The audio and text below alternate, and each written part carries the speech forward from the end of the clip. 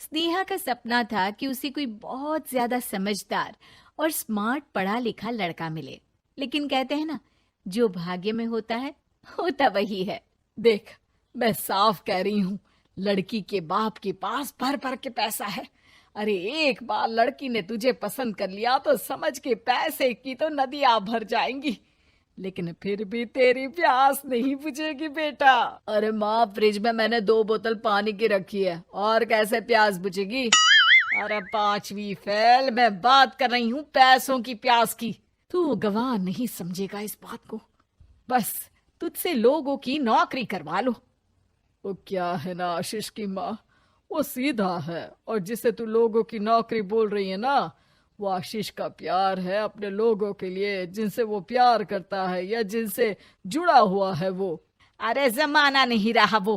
अरे आज की डेट में तो ना बेटा माँ का है, ना ही पति पत्नी का। कैसी बात कर रही है माँ? चाहे दुनिया यहाँ की वहाँ क्यों ना हो जाए, मैं आपके बिना नहीं रह सकता। ना ही मैं आपको कभी धोखा दे सकता हूँ। अरे हाँ, ठीक है ठीक है। देख, लड़की को पढ़ा लिखा लड़का चाहिए तो वहां चुप रहना। जबान खोलेगा तो पता चल जाएगा कि 5वीं पास है। अरे तो पढ़ा देती ना आगे। माना सौतेली माँ हो, लेकिन दहेज की लालच तो अपने बेटे जैसी ही रख रही हो। पापा ऐसा मत बोलिए ना माँ को, वो मेरी माँ है, मैं उनसे बहुत प्यार करता हूँ। अच्छा अच्छा बेटा, कुछ नहीं कहता, बस तैयार हो जा, चलते हैं और देखते हैं कि कौन है लड़की और क्या चाहती है। सभी मिलकर लड़की देखने जाते हैं, जहाँ स्नेहा आशीष को देखकर ही इम्प्रेस हो जाती है। वाह, कितना हैंडसम है। काश इससे मेरी शादी हो जाती, लेकिन पता नहीं कितना पढ़ा लिखा है। स्नेहा, लड़का बहुत अच्छा है, बेचारी की माँ दूसरी है, लेकिन देख रही है ना, हीरा भी इतना चमकीला नहीं होगा जितना कि ये। स्नेहा को समझ नहीं आता कि वो क्या करे। वो आशीष से मिलती है, उसकी सादगी, उसकी बातें उसे भा जाती है। मैंने नहीं सोचा था कि इतना पढ़ा लिखा लड़का मुझे मिलेगा। मैं शादी करने के लिए तैयार हूँ। और फिर स्नेहा और आशीष की शादी हो जाती है। शादी के बाद सासू माँ कहती है, अरे बेटा, वो तेरे जेवर मुझे दे दे, मैं संभाल कर रख दूंगी। स्नेहा, जो कि खुद भी एक समझदार लड़की थी, नहीं नहीं, मैं अपने जेवर नहीं दूंगी। उसके लिए तो मैंने पहले ही लॉकर खुलवा लिया था माँ जी। ये मेरी कुछ आर्टिफिशियल ज्वेलरी है, इसे रख लीजिए। वैसे मेरी अलमारी में जगह नहीं है ना। सास बेचारी नई नई बहू से क्या उलझती। सुनिए जी, मैंने आपके लिए खाना और नाश्ता बना दिया है। ऑफिस कब जाना है? कौन से ऑफिस में? मैं तो घर का सारा काम करता हूँ। हाँ, क्या बात कर रहे हैं? इतना पढ़ लिख कर आप घर का काम क्यों करते हैं? कितना पढ़ लिख कर? मैंने तो सिर्फ 5वीं तक पढ़ाई की है। तभी वहाँ सास आ जाती है। अरे 5वीं तक भी पढ़ लिया तो समझो मेरी कृपा से, वरना तो जो इसके लक्षण थे ना, क्या बताना। अच्छा आशीष, जरा बाहर जा और भाग कर टूथपेस्ट लेकर आ। सुबह से मंजन नहीं किया। और हाँ, फिर जाकर दुकान की सफाई कर देना। तेरा छोटा भाई दुकान पर जाने को तैयार हो रहा है। स्नेहा ये सब सुनकर हैरान रह जाती है। वो सोचती है कि आखिर उससे क्या गलती हो गई जो उसके साथ ऐसा हुआ। आशीष स्नेहा के पास जाता है। सुनो, तुमको तो मैंने पहली मुलाकात में ही बताया था कि। स्नेहा आशीष की बात ही नहीं सुनना चाहती है। वो जोर से चिल्लाती है, चुप रहो बिल्कुल, गंवार कहीं के।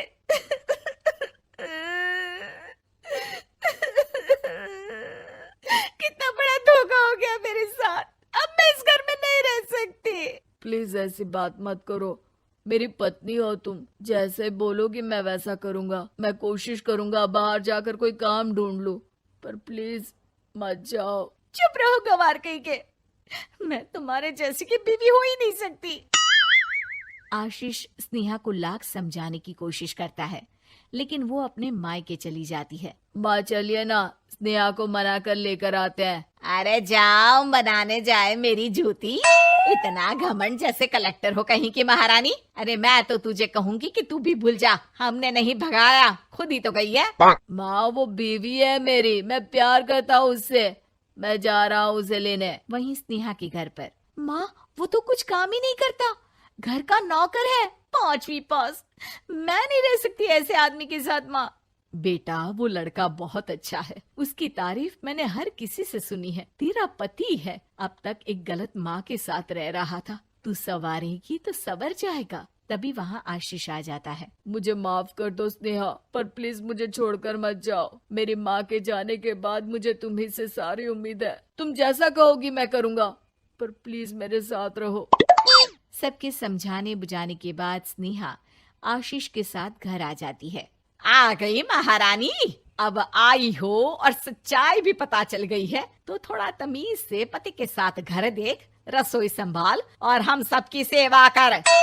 देखो, मैं अब इस घर में बंटवारा चाहती हूँ। जो मेरे पति का हिस्सा है वो उसे मिले और वो आज से कोई काम नहीं करेंगे। हिस्सा ले लो, लेकिन कमाओगे क्या, खाओगे क्या, धूल मिट्टी। अरे तेरा पति किसी काम का नहीं है, वो तो मेरा बेटा कमा रहा है तो 2 रोटी मिल जाती है इसे। तभी वहाँ स्नेहा के ससुर आ जाते हैं। मैंने एक बंद फैक्ट्री को पहले ही आशीष के नाम कर दिया है और घर के 2 तल्ले में 1 तल्ला ले लो। मैं तो आशीष के पास रहूंगा, वकील थोड़ी देर में आता ही होगा। अरे जाओ जाओ, 2 दिन में भूख से तड़प कर सब वापस आ जाओगे। बढ़िया आई बहू बेटे वाली। फिर क्या था, स्नेहा आशीष के साथ मिलकर बंद फैक्ट्री को खोलती है और मन लगाकर काम करती है। दोनों की मेहनत रंग लाती है और आशीष अपनी मेहनत से एक सफल बिजनेसमैन बन जाता है। लेकिन एक दिन, अरे बहू बेटा आशीष, मुझे माफ कर दो, मैं भी अब तुम लोगों के साथ रहना चाहती हूँ। इस कमबख्त ने तो दुकान का बेड़ा गर्क कर दिया। वो तो आशीष था जो सारा दुकान का काम संभालता था। बेटा हमारे पास तो अब खाने को भी नहीं बचा। माँ जी, इसे कर्म के फल कहते हैं। खैर, खाना है तो आपको और आपके बेटे को काम करना पड़ेगा, समझी? हे भगवान, अब ये दिन आ गए हैं कि बहू के साथ रहने के लिए मुझे काम करना पड़ेगा। बेटा आशीष, तू ही समझाना अपनी बीवी को। पता है ना मैंने तुझे कितने प्यार से पाला है। हाँ माँ, वो तो ऐसे ही बोल रही है आपको। अरे घर में कामकाज के लिए बहुत सारे नौकर चाकर है, आप आराम से रहिए माँ। स्नेहा आशीष का अच्छा और सरल सच्चा व्यवहार देखकर मन ही मन सोचती है, मेरा पति गवार ही सही, लेकिन दुनिया का सबसे अच्छा इंसान है।